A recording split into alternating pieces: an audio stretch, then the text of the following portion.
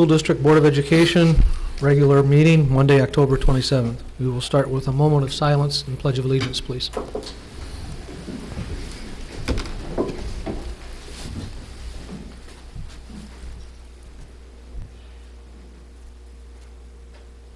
you. I pledge allegiance to the flag of the United States of America and to the republic for which it stands, one nation, under God, indivisible, with liberty and justice for all.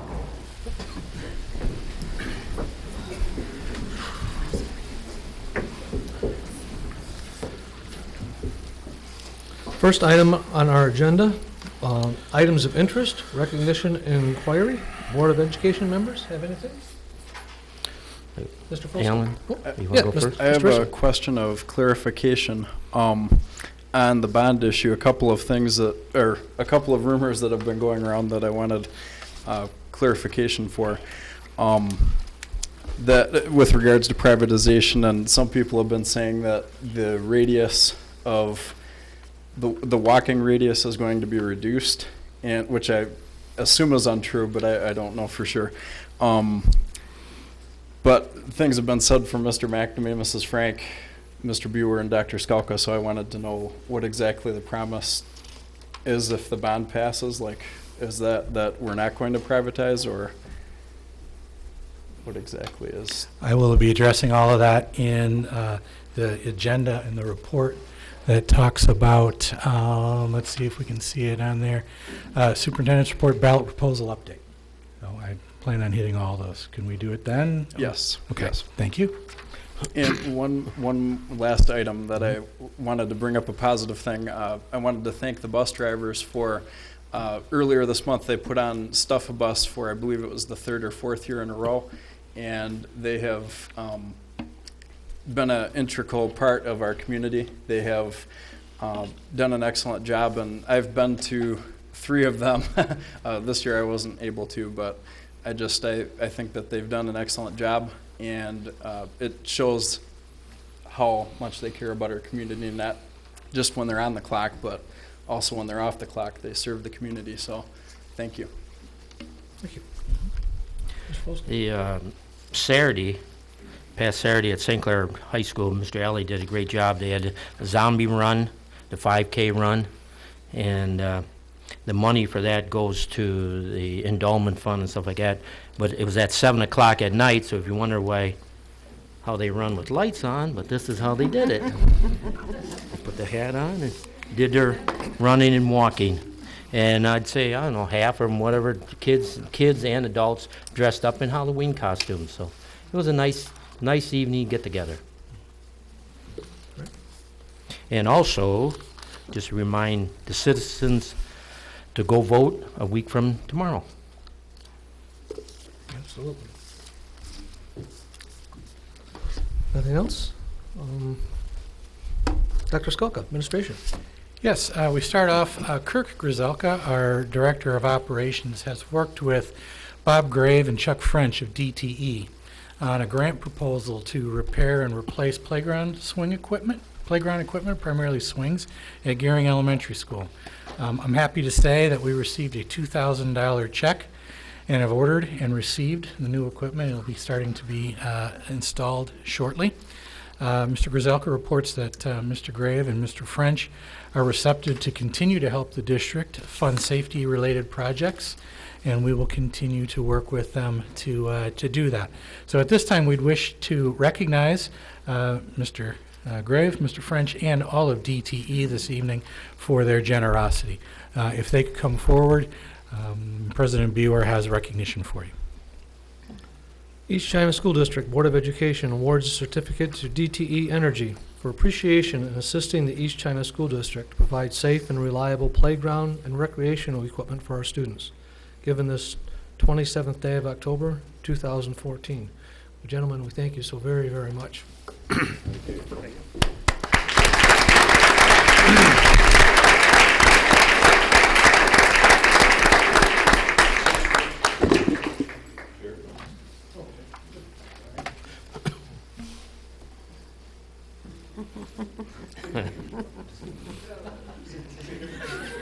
Wow.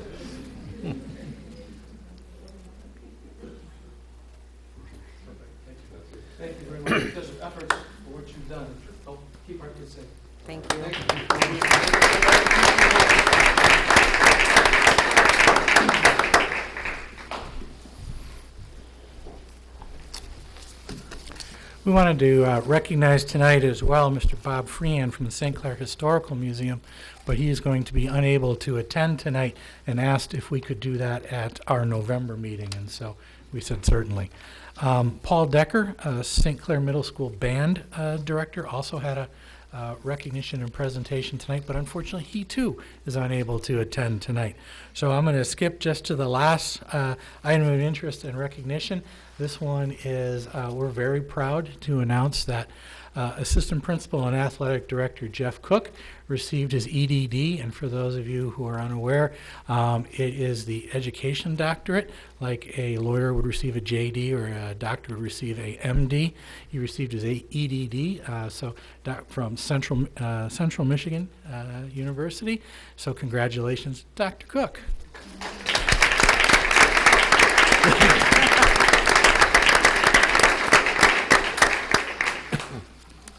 Friday night, Mariners, Saturday afternoon, Saints.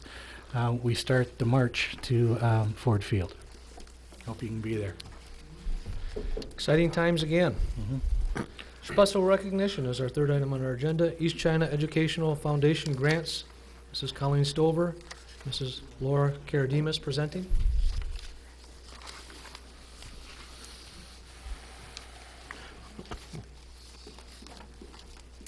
Good evening. My name is Laura Karadimas, and my sidekick here, Colleen Stover, and we are board members of the East China Educational Foundation. So we get the fun job of raising money and giving away grants for it.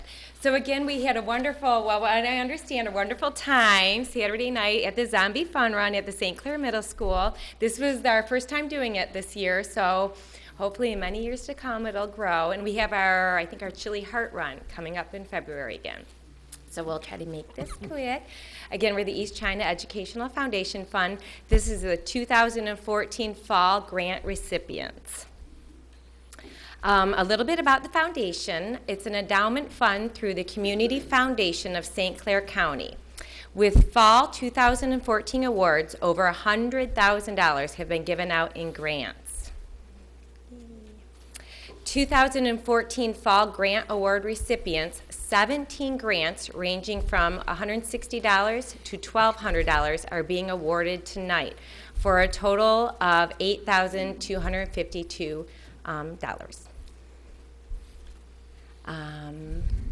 The Pamela Bumler Memorial Fund. The foundation voted to donate $250 to the Pamela, am I pronouncing it Bumler Memorial Fund for the purpose of creating a reading nook at the Bell River Elementary in memory of Pamela's dedication to ensure that every student learns the love of reading.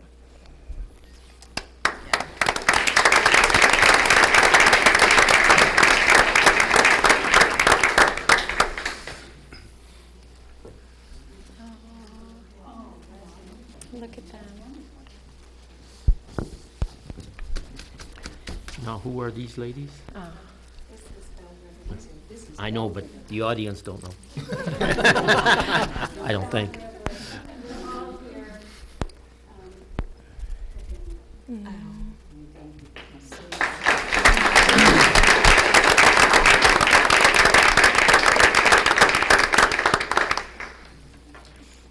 Okay, thank you, ladies. Next is Carrie Estapa from St. Clair Middle School. Carrie is purchasing an iPad to enhance her science curriculum, allowing her students to be the creators of testing their own hypothesis. Carrie, there she is.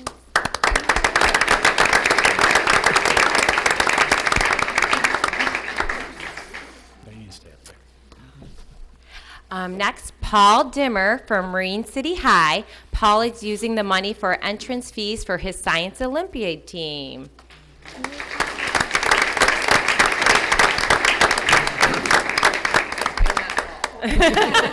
Paul, you've changed. Next is Amy Lawson from Gearing Elementary. Amy is purchasing items used to create sensory boxes for her special education students.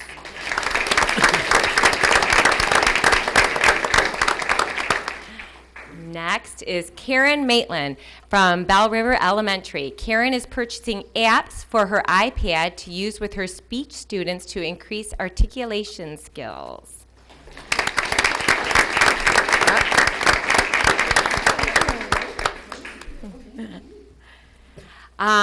Michelle Fay from Marine City Middle School.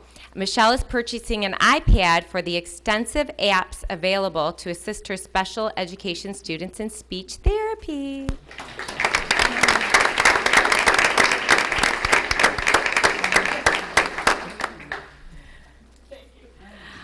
Kelly Randolph from Gearing Elementary. Kelly is purchasing pocket chart stands for the cognitively impaired classroom to improve operations by reducing the noise level and visual distractions.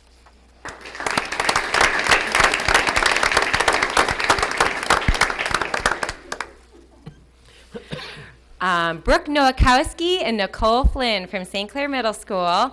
Brooke and Nicole are using this money to purchase tickets for their students to attend the Diego Rivera and Frida Kahlo exhibits at the Detroit Institute of Arts. That'll be fun.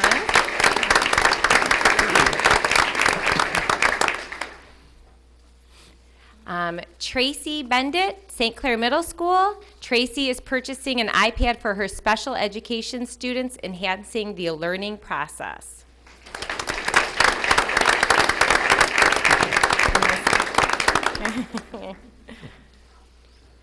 Heidi Lindstrom from Marine City High. Heidi is purchasing SNAP circuit kits for her physics students so they can explore the world of electricity.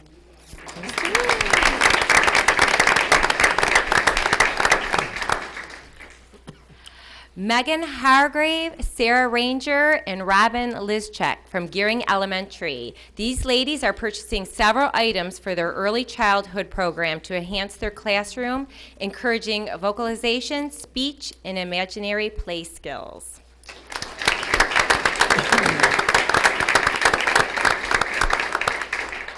Christy Sagan from Palms Elementary. Christy is purchasing a renewal online database subscription for all Palms students. Pebble Go.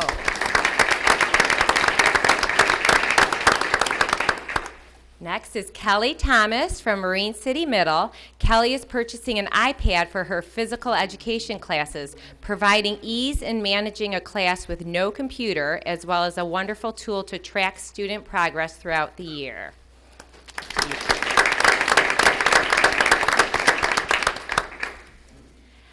Pat Keck from Riverview East. Pat is purchasing books for their in-house young adult library.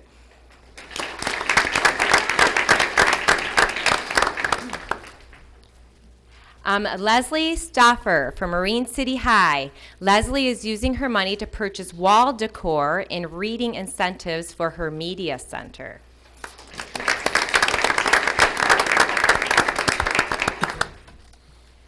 Pamela Young, Marine City Middle School. This money will be used to purchase items for the Science Olympiad team.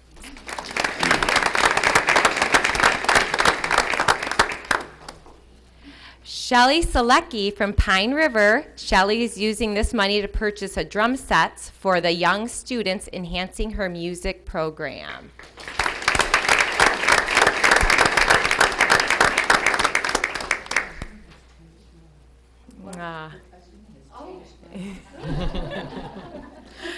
Congratulations to the 2014 Fall Grant recipients.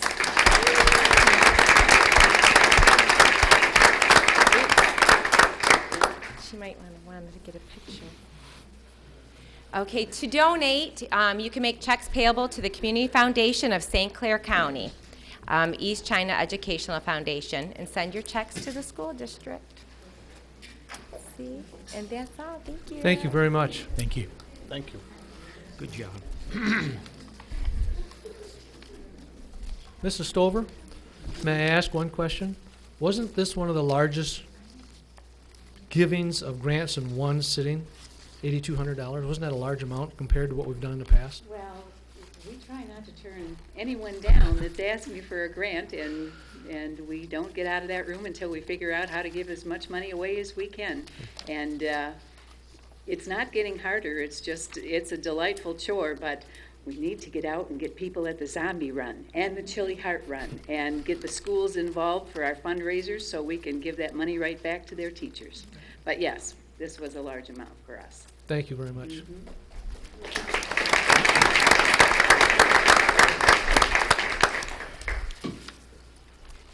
Item 4 is our academic spotlight, Bell River Elementary School. Dr. Patty Andrea, principal, highlighting how Bell River staff promotes positive behavior. Good evening, Dr. Skalka and board. Tonight, we are going to be presenting some information about promoting positive behaviors at Bell River Elementary. Tonight I have Kelly Parkinson with me, who is our new social worker, and so she's going to help me out and talk a little bit about behavior plans. And last year when I was here, we talked about our character education program, which was We Are One Team. And we talked about the different things that students are learning as they go through the program. And so tonight what I'm going to do is I'm going to piggyback onto that and talk about a few more specific things. With the program, students are taught, I better go in the right direction. Students are taught a number of different things, how to tell the difference between tattling and telling, and how to set goals and how to achieve their goals. But also we know that every year we have Basketball Jones comes and visits us and inspires the students to do their best, their personal best, and that's a character program that we're following. We Are One Team. And here he is in action. He was here last week.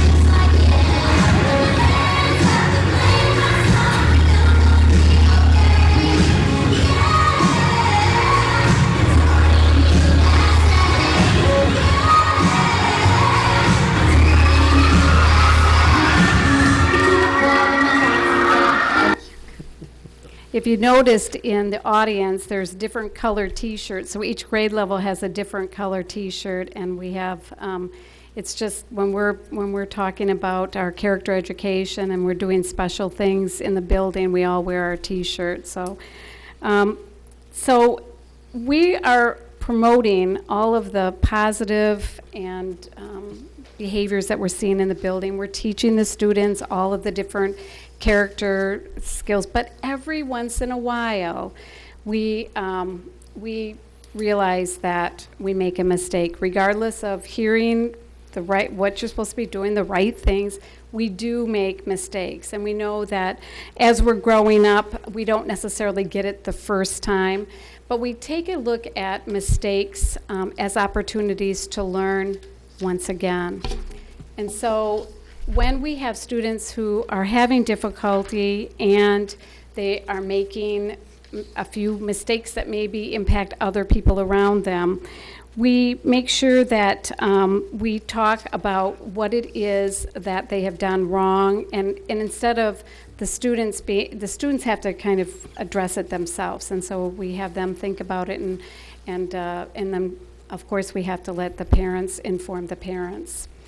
And one way that we inform the parents is our behavioral form, so that we can keep track of the data and we can kind of monitor it to make sure what we're doing is working with the students. Sometimes we have to make a phone call home also.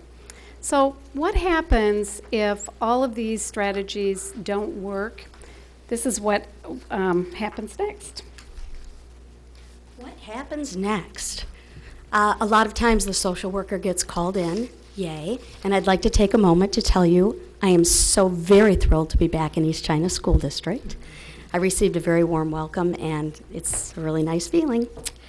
But So what happens next is we start to look at the inappropriate behaviors, and we track those behaviors, and we use data to determine if the strategies that we're using are working.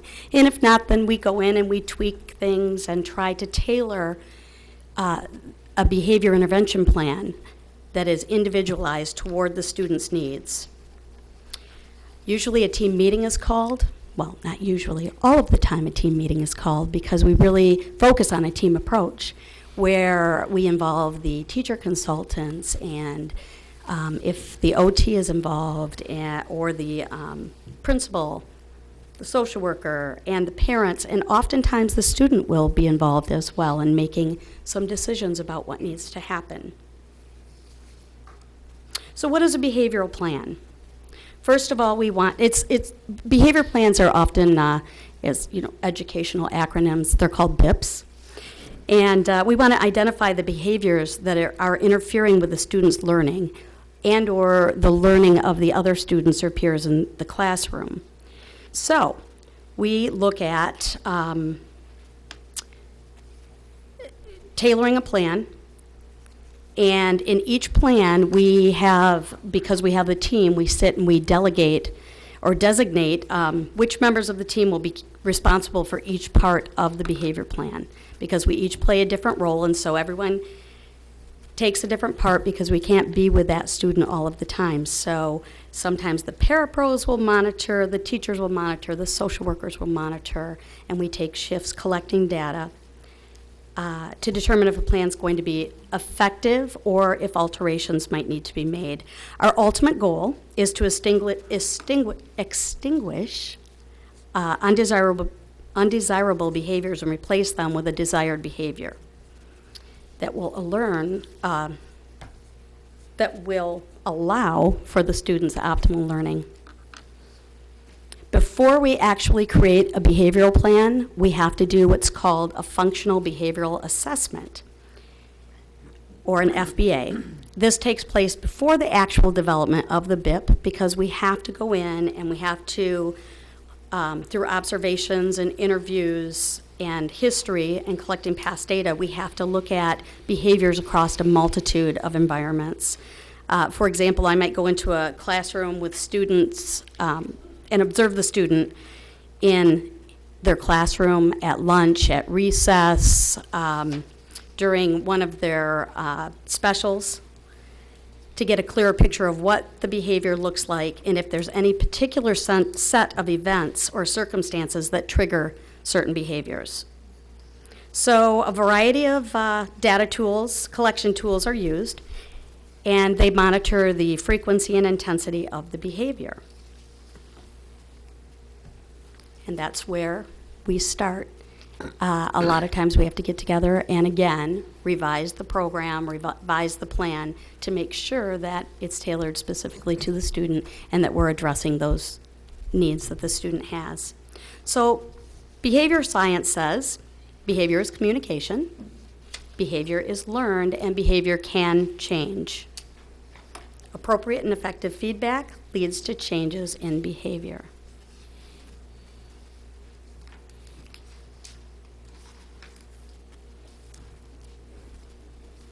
Thank you. Do you have any questions for us at this time? Yes, Mr. Folston. This behavior plan, is this something new, or has you just been adding to it or fine-tuning it as year after year, or what's? No, behavior plans have always been in place for Right. students.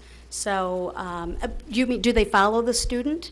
Is that what you're asking? Yes. Yes, they follow the student, and depending on, you know, any transition that they might make from, say, elementary to middle school, because the environment changes and the circumstances and sometimes the behaviors change, Okay. that plan would follow them. Again, ultimately, our goal is to extinguish the behavior so that we don't have to have a behavior plan anymore.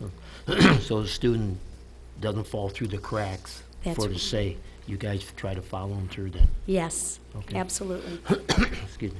And as far as if a behavior plan starts with a student that's in kindergarten or first grade, a number of times students figure out what's going on, and they no longer have to have a plan. So that's a real positive. That's when we're seeing that. And almost always we have to tweak the plan and to get it right, Right. as the student evolves. Okay, thank you. Thank you very much. Wonderful program. Thank you.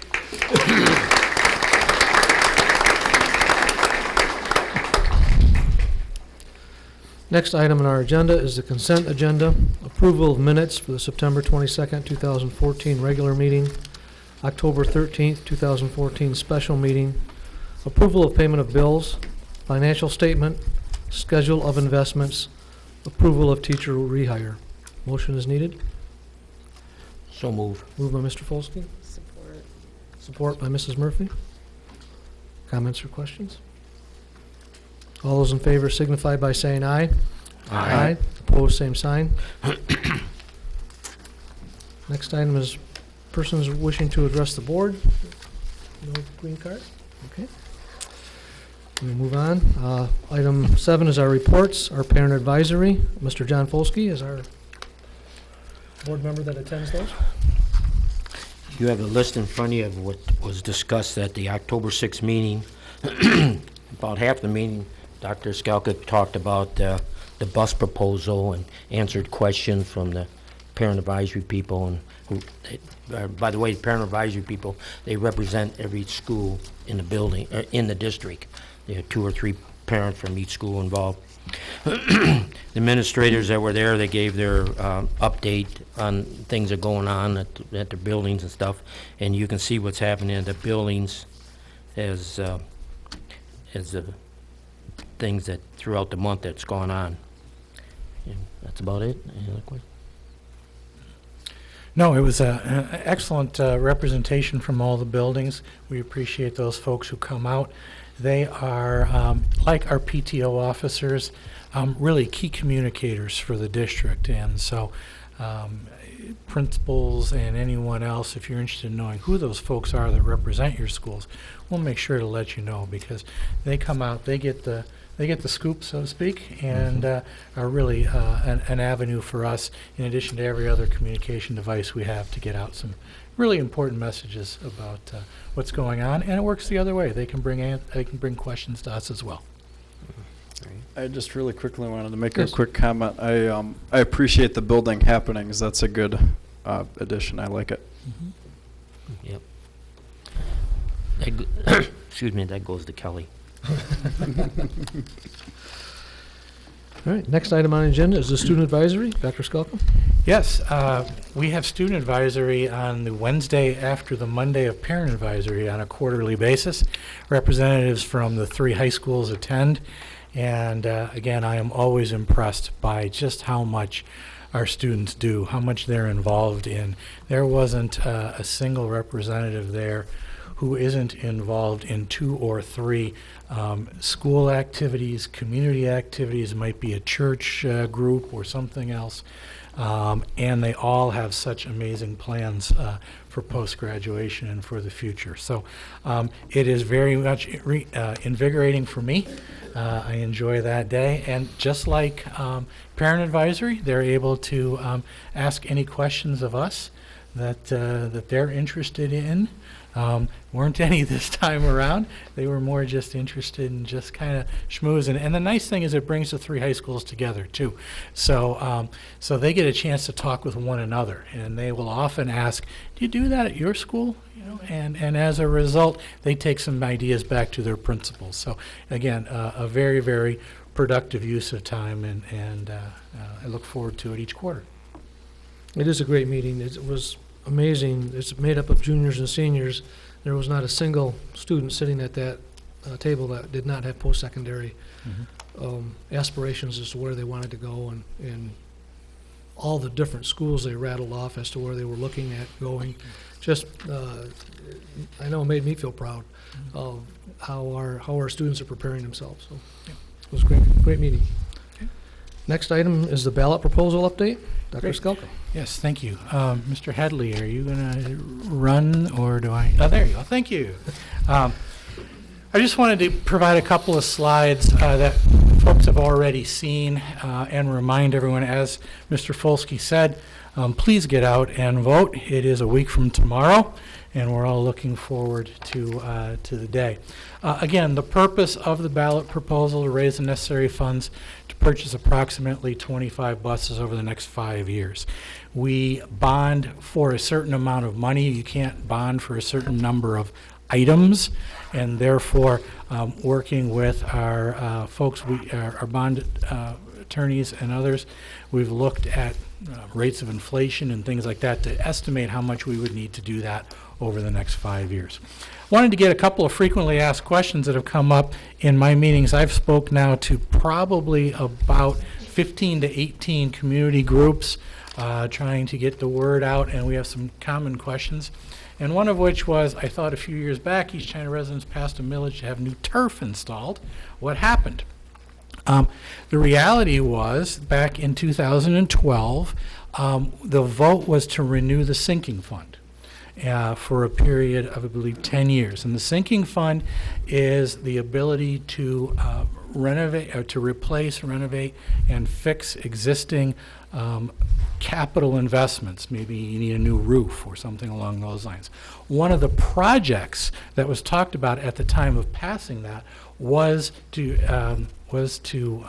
replace the turf field. So the actual election and the purpose of that vote was not to solely do that activity. It was to do several. So when I came on board roughly about 16 months ago now, it was brought to my attention the two major projects at Bell and Pine River, the lintel replacements. So together with the director of operations at the time, we brought in an independent organization to do an assessment of the turf, to determine the safety of the turf. When they determined that it was safe to play on, we prioritized the three projects as the summer of 14 to replace the Bell River lintels and to do that repair, summer of 15 to do the turf, and summer of 16 to do the Pine River repair. Well, summer of 14 has passed. We did do the Bell repairs on time and under budget, and so that was a very positive thing. The stadium turf project is proceeding. Mr. Grzelka, the Director of Operations, again, has worked with the same firm that oversaw the initial installation of that turf, and they have done a series of meetings to get ready, and we had our first meeting last week with the two high school principals, athletic directors, and varsity head football coaches. Soccer coaches were invited, but they said, that's okay, whatever you guys decide. And we are making progress, and everything is in line to do that project this summer. And then, logically, we will do the Pine repair the summer afterwards. Okay? So that's the first one. What happens if the school board decides to privatize transportation during the term of this bond? And that speaks to what Trustee Richley brought up earlier.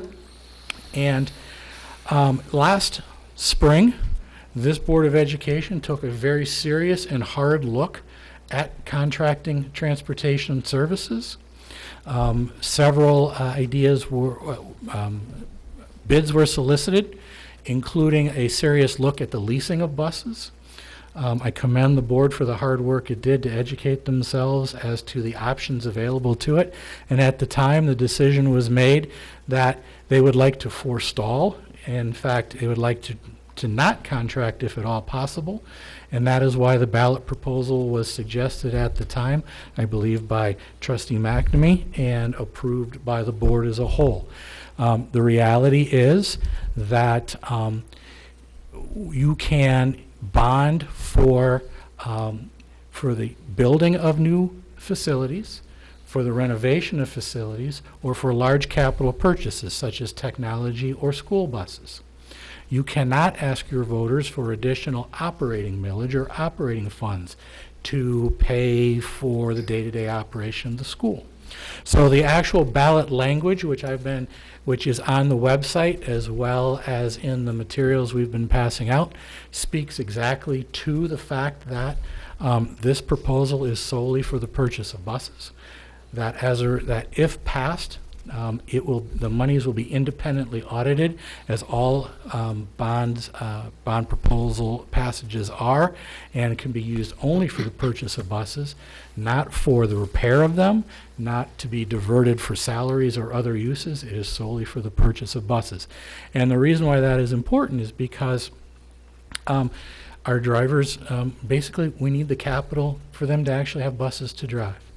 And so to answer the question specifically, I cannot say, I can only control, I guess the best way to say it is I can only control what I personally do, but I will tell you and I will tell the community that if passing, I will not bring contracting of transportation to this board during the term of this bond, because I think the purpose was very clearly stated to the board that we need the buses in order to, and that it was the board's desire to stay in the transportation business if the community would help out and provide the necessary support to purchase the buses. Okay. Tax impact.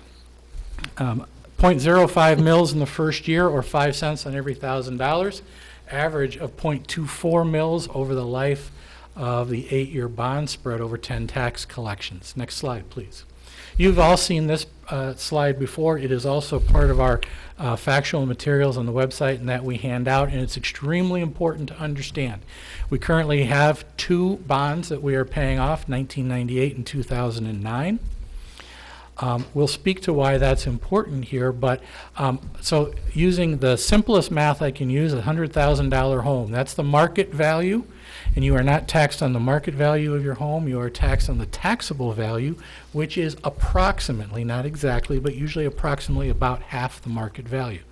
So if we take that $50,000 of taxable value, apply the 0.05 mils, you know that the cost of this proposal is $2.50 for the year, not weekly, not monthly. It is $2.50 for the year. You say, well, how's $2.50 going to buy a bus? Well, every single home paying something along the lines adds up pretty quickly to the point where we are then able to purchase those approximate 25 buses over the course of this bond. You can see down that second column that the millage grows 0.09, 0.11. If I average all of those, that's the 0.24 I spoke about in the last slide, goes up to 0.39. The tax impact as it's going up rises to the total of $19.50 there in 2019-20. And again, that's less than $20 for the entire year. But please take a look at the second to last 2 columns. Yes, in the first year, the millage for these 3 bonded proposals goes up 0.05, but does not go up after that, even though the 2014 bond proposal millage does go up. The 3 together do not. And the reason for that is you can see on the back end of the second column, it starts going down. Well, that's what's happening with the 1998 and the 2009 bonds. They are on the downside of their repayment schedule. So as a result, that total tax impact after that initial year of $2.50 remains at that figure all the way until 2019-20, when the 1998 bond is fully paid off. And at that point in time, it drops dramatically to $106, again, for this particular home. And again, in the year 21-22, it drops to the equivalent of just the 2014 bond as the 2009 bond is paid off. Please, I recognize that people are saying, well, $157, I pay a heck of a lot more than that in property tax. This reflects the district's bonded indebtedness. This does not reflect police and fire millage, the library millage, or anything else that you might be paying, but just the district indebtedness. And in reality, as we said, for this particular home and for your home, you can maybe make a gauge based on that $100,000 figure, or if you're really interested exactly in what it costs, you receive an annual statement from the local assessor that gives your taxable value. Pull that out. You use it for your taxes every year. Pull that out. Multiply your taxable value of your home by 0.00005. 4 zeros and a 5. That's the actual, .05 mils, again, is when applied to your value. A mil is 100th of a cent, so you have to move that decimal point, and you can figure that out. I bring that up again to show the relative inexpensiveness, that's a good grammar, of this particular proposal. And also because when I am out speaking about the proposal, two questions are asked of me. What's it going to cost me, as we've just talked about, and what happens if it doesn't pass? So let me touch briefly on the what happens if it doesn't pass, because that would get to the other question that Trustee Richley asked earlier. I've said that there are primarily three options if it does not pass. The first option would be that the district would continue to provide transportation services at the level that we are now by purchasing school buses out of the general fund. We know that we're trying to close a deficit. This would add $200,000 to $400,000 to that deficit, which would more than likely mean the elimination of several student programs, academic and extracurricular, for that kind of a cost. So that's one option, is to pull it out of the general fund. The second option, and this speaks to Trustee Richley when he talked about walking radius, is that as buses are no longer repairable, as they just become too old and they are no longer safe to drive, we would just reduce the fleet. So the fleet would gradually grow smaller, they wouldn't be replaced, and as the fleet grows smaller, the walking radius would increase. To the point where the example that I have been providing, because it was told to me, and I probably should look it up to make sure I'm accurate, but I have been told that Kalkaska School District has not provided transportation for a number of years, that everyone's on their own to get their kids to school, either older brothers or sisters or the families themselves. I'm sure that they potentially contract for athletic trips or things like that. But actually, day-to-day, getting your kids back and forth to school, they do not provide, because we are not required, actually, to provide transportation. Okay. Third option would be to revisit contracting, either via a attrition, again, a bus attrition situation, whereby we wouldn't sell the fleet initially, or by selling the fleet as part of the overall contract. But that would be a third option to revisit that if indeed this does not pass. So that's a little update on the ballot proposal. Again, please vote. And by all means, take a look at the district website that has all this information on it, including a short 4-minute video by Mr. Bewer explaining all the information much more eloquently than I. Yes, Mr. Rich. Just really quickly, I wanted to remind those that are running for office and also doing things for the proposal and against the proposal. You're not allowed to put signs on public property or school district property. But the other thing that I'm concerned with is that all new hires are still being hired through the company Metz. Is that correct? That is correct. And if the bond passes, that would still be That would be the planned attrition. That would be the attrition plan still in place. So, for instance, just as a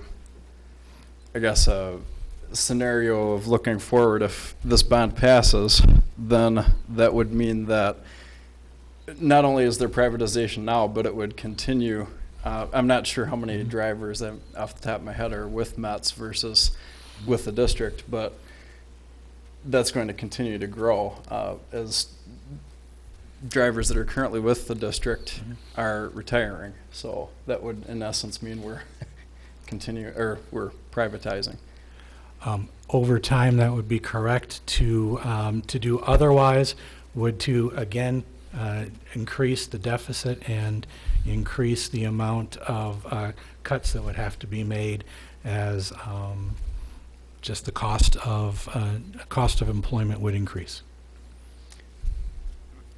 Now, I don't want to sound like a smart aleck here, but if a driver that is older and towards the retirement age that has worked for the district for several years and they've worked their way up to a certain wage, then the newer driver coming in would be lower, I mean, than the current. Correct.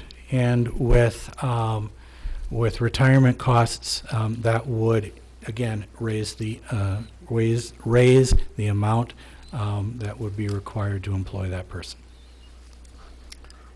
And one last thing I wanted to suggest was that we're talking about, like with that, I believe it was $200,000 to $400,000 was the. Depending on how many buses you bought per year, and that's why I gave a range. Right. You know, the 25 buses over 5 years looks to not only replace, we have a bus fleet of 46, we have a lifespan of 12 to 14 years. You ought to be looking at replacing 4 buses a year. We have not, we're going to have to play a little bit of catch up, and that's why we are looking at trying to buy 5 buses a year. If we were to go with a pure replacement plan of 4 buses a year, you'd be looking at, you know, a little under 400,000. If you only did 2 buses a year, you'd fall further behind. But obviously, you'd be taking less out of the general fund.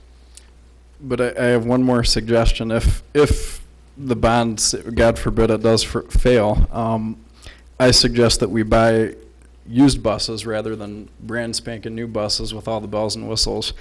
And as well as, with that being said, to potentially, you know, there's less students coming in, and I think that we could potentially retire part of the fleet. But the other thing is that privatization will not, or privatizing will not eliminate the cost of buses. And that's what, I mean, we will get that 1 point whatever million influx at the outset of doing it, but the fact is it's not, long term, as we saw with the presentation a few months ago, it's not going to, long term, it's not going to be a solution. So that's all I have to say about that. As we do reduce the number of students, we know that where we are able to eliminate bus runs, we do. But as we lose students, the size of our district does not shrink. And our students still live scattered across the entire district. And so instead of picking up 10 kids at the furthest point of the district, we might be picking up 5 kids, or maybe eventually 2 kids. Or if there's only 1 kid left, should we tell them that they need to walk now or they need to get a drive because we're just not going to come out and get you? I mean, the idea at this point in time is where we are able to, and we did, where we're able, part of one of the reasons for bringing the middle school times in Marine City to the high school times was both educationally sound, and it allowed us to reduce a run. So that was helpful. But again, the size of the district isn't going to change. And where our kids live are still going to be scattered across that. So that's kind of a specious argument that when we lose kids, that we'll be able to reduce runs. There was another piece, but I'm sorry, I forgot. I have a quick question for Yes, you. Mrs. Burke. I've been asked what we're going to do with our old fleet as we eliminate it. Mhm. I'd like you to explain it. It has been district practice over the last many years that we use a third party to auction our buses. Any capital purchase, any capital equipment that we have, we cannot privately sell to anyone. So the idea that it's been brought up to us and maybe to you as a board, well, I know a guy who would have given you more. That's illegal. Okay, you have to put it out on an auction, and you take, just like you take the lowest bid when you're bidding a project, you take the highest bid when you're at to auction off a bus. So if someone is actually willing to buy it, we would sell it. If not, it would go for as much scrap as we could get. But you have to do it through a bid process or an auction process. And that money goes right back to the general fund. That money goes back to the general fund. So the guy could put a bid in Absolutely. at the auction. Absolutely. But again, we would be opening ourselves up to accusations of cronyism, if you will, or conflict of interest if we went down the street and just sold them a bus. Right? Questions? Okay. We will move on. Our Last report is our 2013-14 audit report. Mr. Curtis McBride.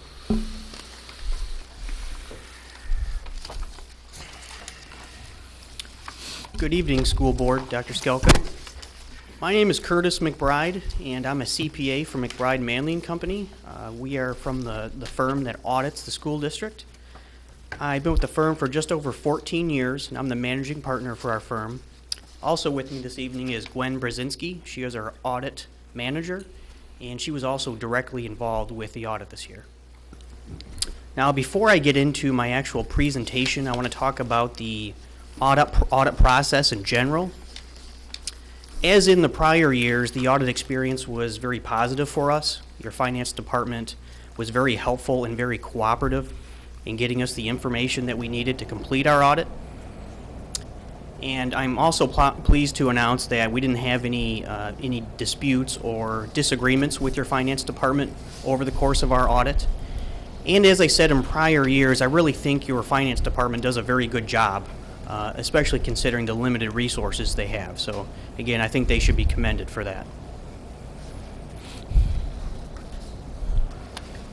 Also, before I get into the actual slides, there are 3 types of audit opinions you can receive as an auditee.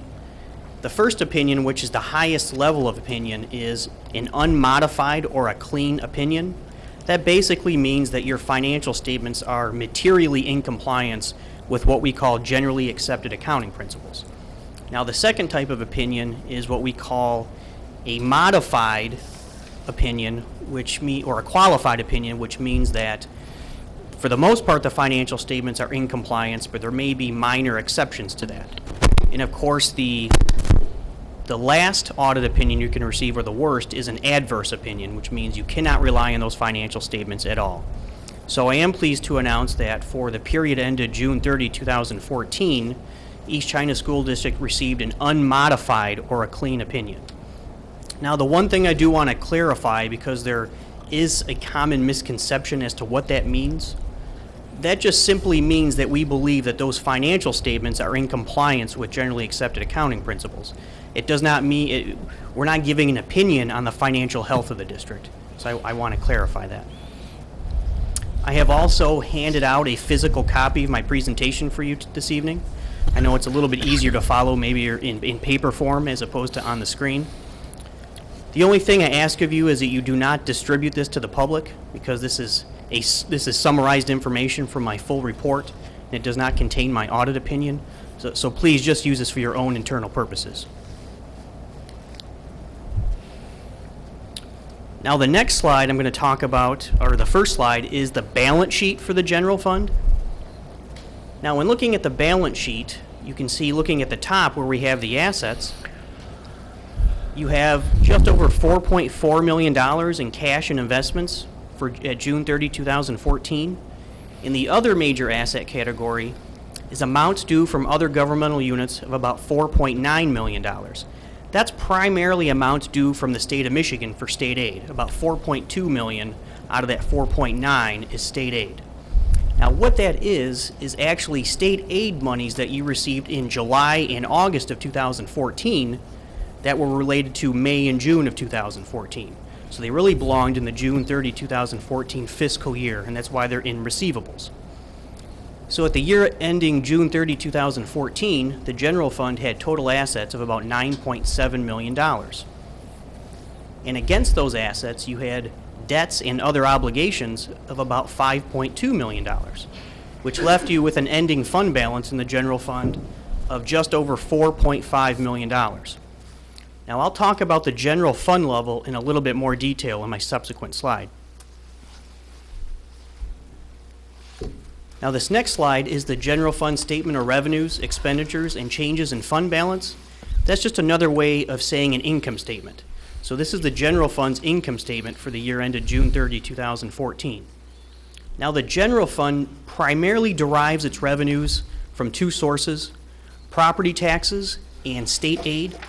So you can see, looking at property taxes, the general fund derived about $13.2 or $13.3 million in property taxes during the year, and you derived another $23.8 or $23.9 million in revenues from state aid. So the general fund finished the year with total revenues of about $40.2 million, and you had about $40.6 million in expenditures in the general fund during the year. I'll talk about expenditures in a little bit more detail in subsequent slides when I get into expenditures by function and type. So that left you with a net loss in your general fund during the year of about $400,000. So you actually used about $416,000 or $417,000 of your general fund balance during the fiscal year ended June 30, 2014. So the general fund finished the year with a fund balance of just over $4.5 million. Now, to put that into perspective, the state of Michigan generally recommends that you have a minimum fund balance level in your general fund for a school district of about 10% of your annual expenditures in that fund. So in looking at the school district for the year, you had $4.5 million in fund balance, and you had about $40.6 million in annual expenditures. So right now it's sitting at about 11% at the end of 2014. So you are above the 10% recommended minimum. However, your challenge as a school board is to make sure that you, at a minimum, maintain your current fund balance level. If you budget to have $400,000 or $500,000 losses for the next couple years, you will be well under the 10% recommended fund balance level, recommended by the state of Michigan. Now, this next slide is the general fund revenues by source. And in this slide, I have a comparison between 2013 and 2014. Now, as I mentioned in the previous slide, you can see property taxes were about $13.2 or $13.3 million of total revenues for 14, or about 33% of the total. And about 59% of the general fund's revenues are derived from state aid at about $23.9 million. Now, when you compare 2013 to 2014, you can see that you actually had a slight increase in your revenues between the 2 years. So 2013 had about $40 million in total revenues, and 2014, the general fund had about $40.2 million in total revenues. So it's about a 0.5% increase between 2013 and 2014. Now, the one interesting thing to note in comparing the 2 years, even though you did have a slight increase, you can see that the allocation of the revenues are pretty consistent between the 2 years. So 2013 property taxes were about 33% of total revenues. They were also about 33% in 2014. And state aid in 2013 was about 59% of total revenues. And again, in 2014, it was about 59% of total revenues. So really, the allocation between the 2 years is pretty consistent. And in looking at the pie chart on the bottom, you can see that the revenues derived from the state of Michigan is represented by the large portion of the pie chart. Now, this next slide is where we start looking at the general fund expenditures in a little bit more detail. This is the general fund expenditures by function. And again, I have a comparison between 2013 and 2014. As you can see, the majority of the expenditures are in a function called basic programs. And this is actually typical of a school district. Now, basic functions really is made up of salaries, benefits, and supplies of the high schools, the middle schools, and the grade schools. So it would make sense that that would be the largest expenditure function for the school district. So about $22 million for 2014 was for basic programs, or about 54 or 55% of the total. Now, the second line is another major category, added needs. That's primarily special education. So that was about $3.8 million for 2014, or about 9 or 10% of the total. Now, when comparing 2013 to 2014, you can see that your expenditures for 13 were about $40.8 million, and for 2014, it was about $40.6 million. So that's about a decrease of 0.5%. And similar to the revenues, when you compare the 2 years, you can see that even though you had a slight change in the total, the allocation between the expenditures is pretty consistent. Now, this next slide is the general fund expenditures by type. I've actually gone back an additional year in this slide, so I have 2012 presented here. In looking at the school district, you can see the majority of the expenditures are for salaries and benefits related to those salaries. Now, looking at 2012, you can see that salaries in the general fund were about 24.4 or $24.5 million.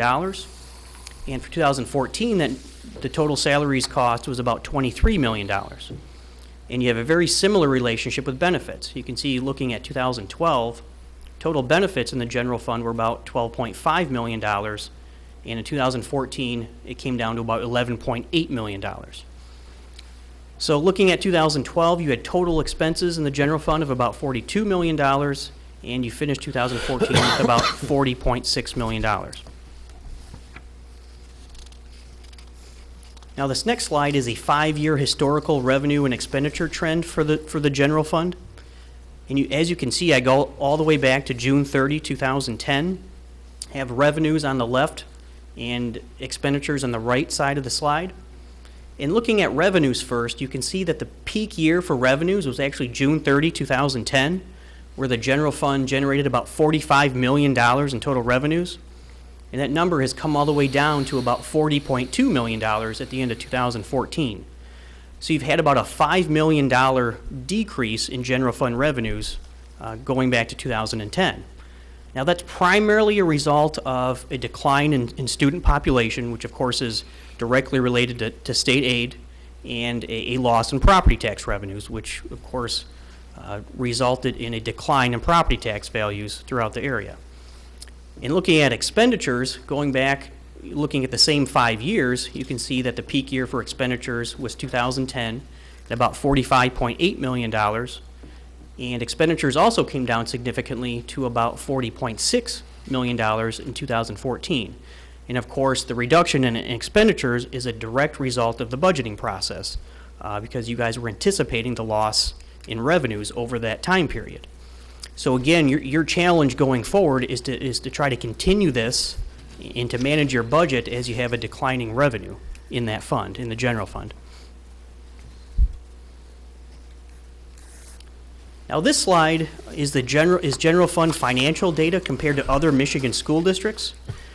Now, I obtained this information from the Michigan Department of Education Bulletin 1011, but this is always 1 year behind.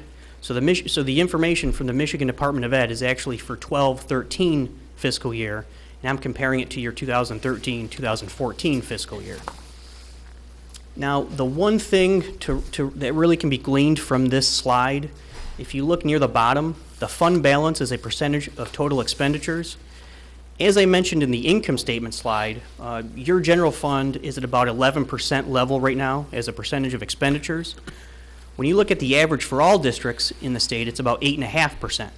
If you look at districts of similar size to East China, it's about 8.7%. So as you can see, you guys are not alone in having to deal with these budget issues. But again, you really need to make sure that you take steps to make sure that you're not in the 8% range. So, like I said, that's your challenge going forward. Now, the next fund I'm going to talk about is the debt fund. This is what we call a debt service fund, and the debt service fund's assets are restricted for a specific purpose, and that specific purpose is for the payment of debt. And in this case, you have 2 outstanding bond issues at about $27.3 million at the end of 2014. These 2 bonds actually mature in 2021.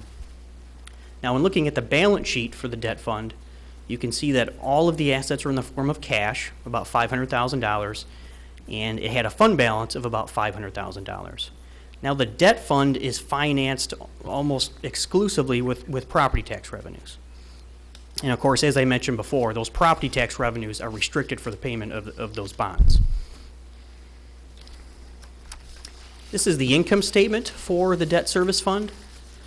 You can see that the debt service fund generated about $4.2 or $4.3 million in property tax revenues during the year, for a total of just under $4.3 million in revenues, and all of its expenditures were for the payment of bonds and the interest associated with those bonds at about $5.2 or $5.3 million. The next fund I'm going to talk about is the sinking fund. This is what we call a capital projects fund. Now, similar to the debt fund, its assets and revenue stream is restricted for a specific purpose. And in this case, the specific purpose is construction and major renovations, as Dr. Skelka had indicated before. In looking at the balance sheet, you can see that it had about $423,000 in total assets for the year ended June 30, 2014. Some liabilities of $355,000 with a total ending fund balance of $68,000. This is the income statement for the sinking fund. Also similar to the debt service fund, the sinking fund generates its revenues almost exclusively from property taxes. So it had about $659,000 in property taxes for the year, and you can see its expenditures are for capital outlay because this fund can only use its revenues for major capital improvements. And as I mentioned in the prior slide, it finished with an ending fund balance of about $68,000.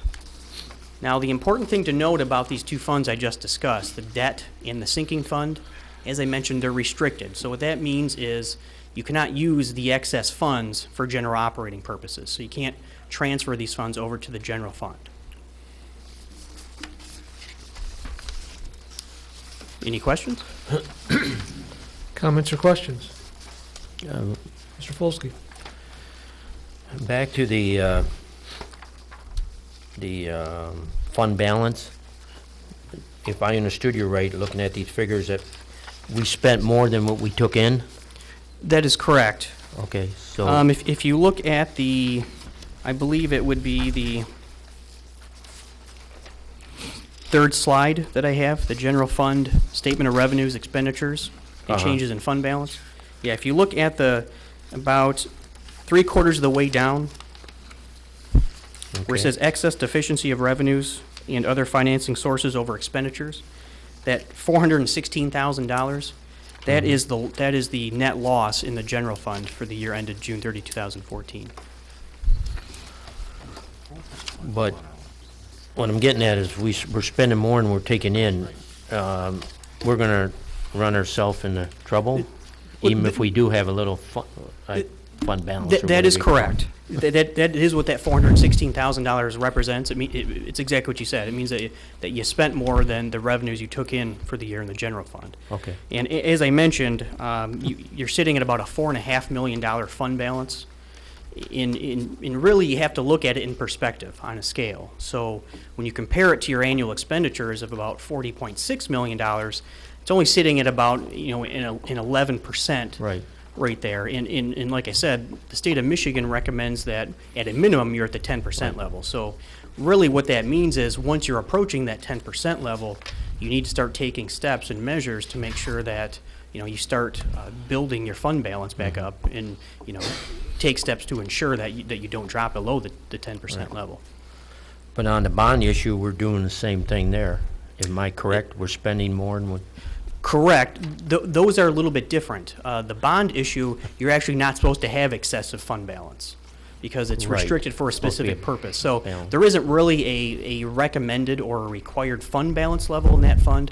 The important thing is that you don't have a negative fund balance in that fund. So as long as you have the property taxes generated, generally over a period of time to pay off the debt service, you're in pretty good shape. Okay. So I don't see any issues in that fund. Okay.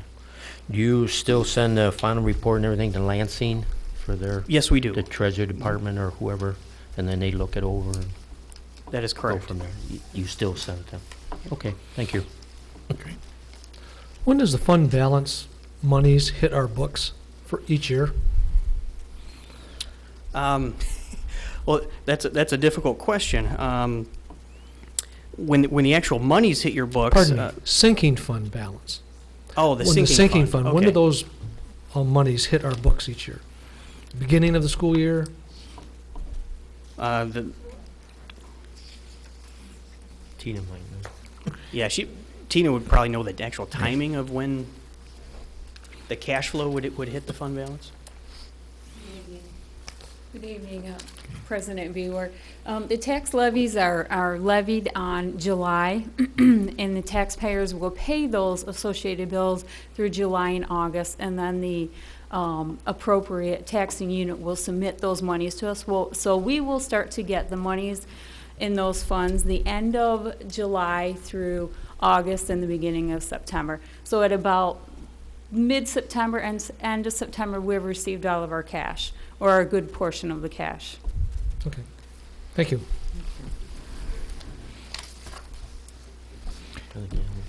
Any additional questions? Mr. Ritchley. This is potentially an ignorant question, but it's about the debt fund activity.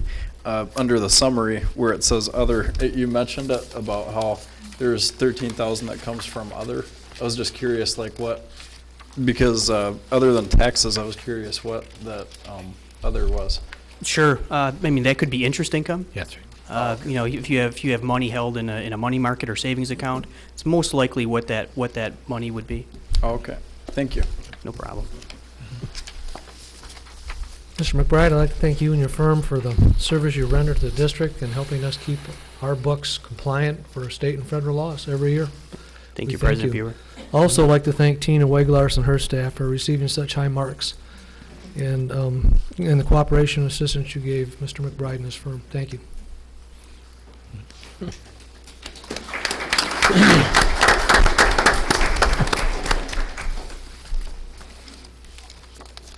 Next item is the information discussion items, summer tax levy.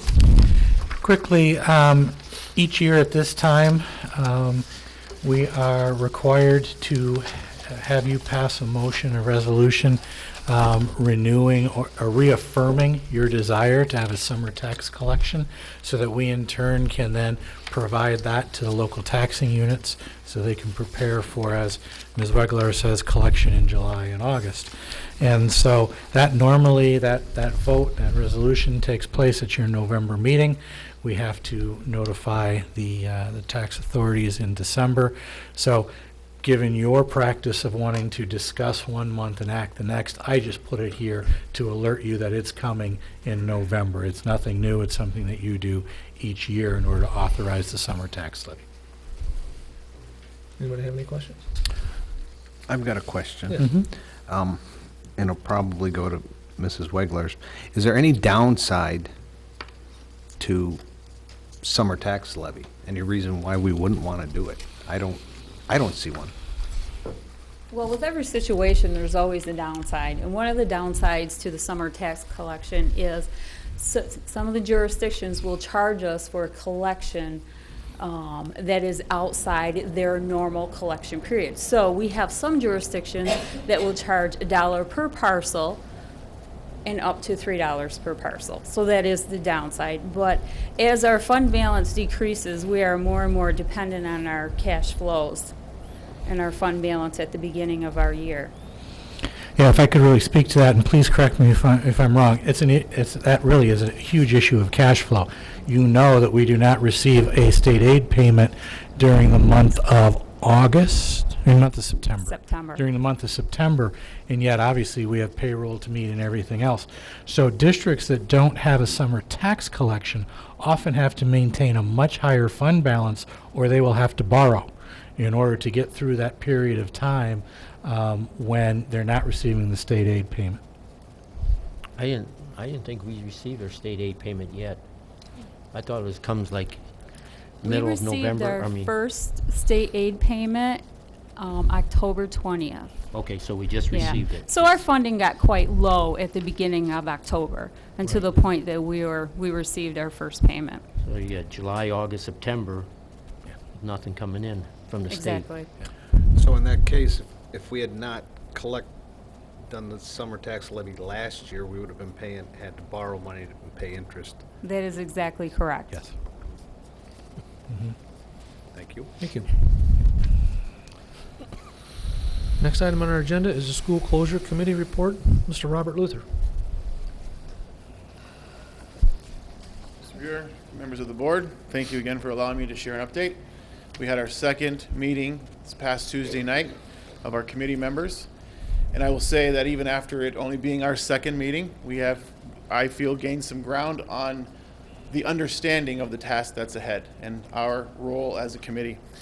A couple of things that I'd like to share in regards to the meetings and the minutes that were collected. First and foremost, that anybody that's interested in learning the minutes of our meetings, they are listed on the website and they have immediate access to that. I believe, and correct me if I'm wrong, the day after the meeting has, It has been the day after. Okay. We'll try to hold to that. All right. But it'll be as soon as we can get them as generated. soon as we can get them generated, okay? The other thing that we agreed upon and has since been put live on the website is our community feedback form.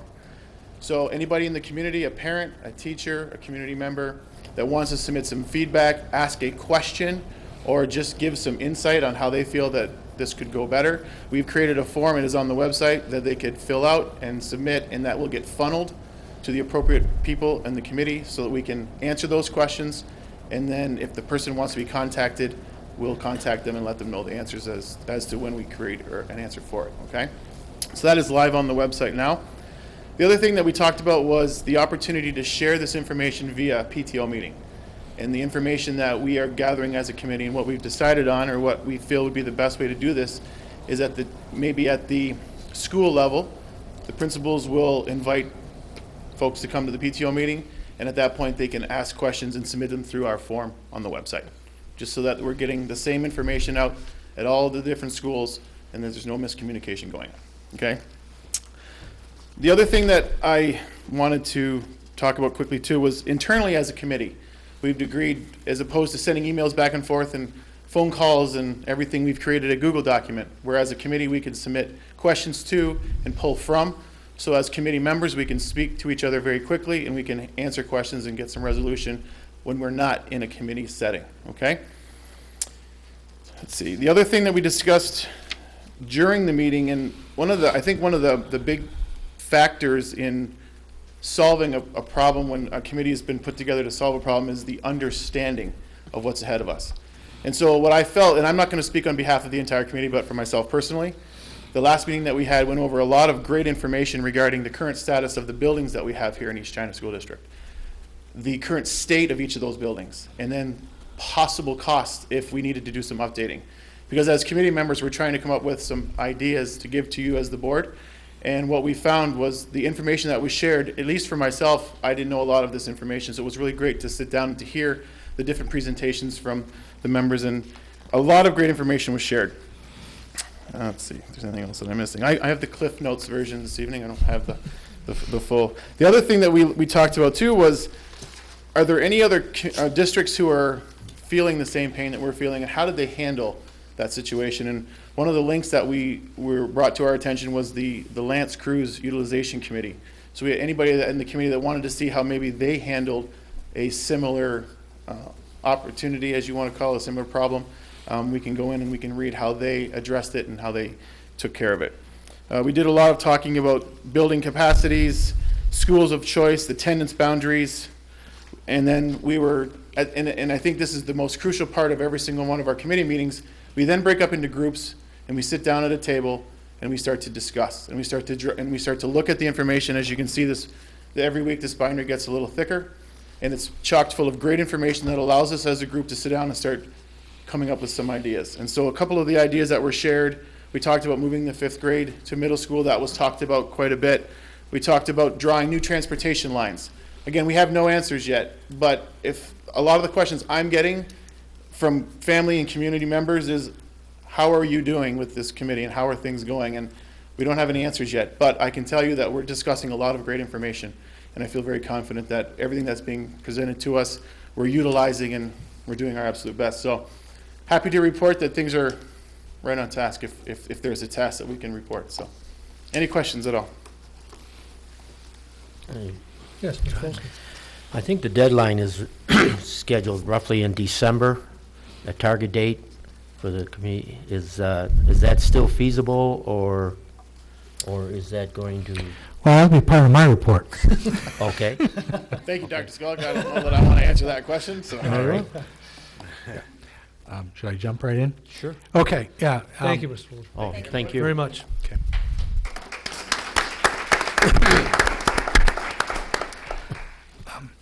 My report tonight really speaks to what Mr. Luther was saying, in that The information is such, and as you've seen, the task has so many layers. You drop the rock in the pond and it ripples and it touches so many other things. And so when he says no answers yet, that's true. And rather than providing maybe an additional scenario or two to you tonight, what I'm really asking is for the blessing of time. Not time to extend beyond December. We're still using your December regular meeting as a target date for recommendations. But I would like to request tonight that someone on the board makes a motion to cancel the November 10th special meeting, special board meeting, because right now, to be honest, whether it be the committee or the administration, it seems like we're devoting a heck of a lot of time getting ready for meetings rather than doing the work. And we could really use, the committee needs the time to do the work, so in between tonight and your November meeting, there are 2 scheduled meetings for them to do that work. And we believe that given the opportunity to just focus on that rather than just trying to pull together a show or a presentation all the time, we'll have something more substantial for you at your November meeting, November regular meeting, than we could do on short notice at your November special meeting. Should we still keep our December? I would. Let's just keep, because if we can give you something really substantial in November, that might say, well, we'll act on it in December, or you might say out of the November meeting, can you give us specifics on point X for that special meeting? So let's not go so far as to cancel that one yet. Okay. I make a motion that we would cancel the November 10th special Board of Education meeting that was scheduled. Support. Support by Mrs. Murphy. Comments or questions? I don't know how to put this. Let's see. Well, I guess if we still have We would still have our ideas November- or questions or whatever, we can ask you Absolutely. or Jim. I'm sure we Absolutely. would get Or the something in our committee. update as to where that Okay, an where that update, meeting yeah. would come from. Okay. Absolutely. Instead of a full out-blown, but just an update Right. of what's happening. Mhm. That'll be fine. Okay. All those in favor signify by saying aye. Aye. Opposed, same sign. So carried. Thank you. Item 9, action items. Recommended action. Per administration recommendation, the Board of Education approve the East China School District vision statement to read, "The East China School District will ensure students are college and career ready." That would be as the changed wording that we would have in our vision statement. Mhm. Motion is needed. So moved. Support. Moved by Mrs. Frank, supported by Mr. Ridgely. Comments or questions? All those in favor signify by saying aye. Aye. Aye. Opposed, same sign. I want to thank you because we've already updated the vision statement out there in the hallway based on your general support of it last month, but we didn't want to hold that off. So, whew, well done, guys. Thank you. I missed my opportunity. I missed my opportunity and items of interest, and I totally forgot. Got reminded of it with the Bell River one. 2 weeks ago, my son happens to work for the Detroit Red Wings, and he makes school visits to our schools and talks about the importance of staying in school, good education, exercise. And he had the opportunity to go to Palms Elementary, and I was graciously invited to come out and see him do his work. And he has, in 4 years doing this, he has been to over 500 schools. And he said that Palms Elementary School was one of the best schools he's ever done his program at, as far as how well the kids were behaved, how they interacted with them. He was so proud of those kids and the staff that he sent me an email. I passed it on to Principal Mike and to Dr. Skalka, but I just thought the community needed to hear that as well. So congratulations, Principal Mike.